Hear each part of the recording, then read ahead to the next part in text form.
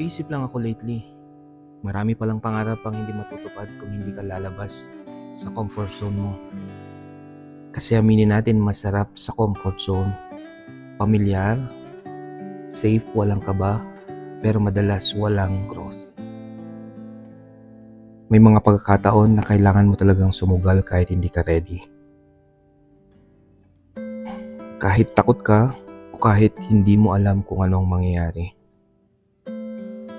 Pero alam mo kung anong pinaka-okay na part? Doon mo marirealize na kaya mo pala. Na yung dating pangarap, unti-unti nang nagiging totoong buhay.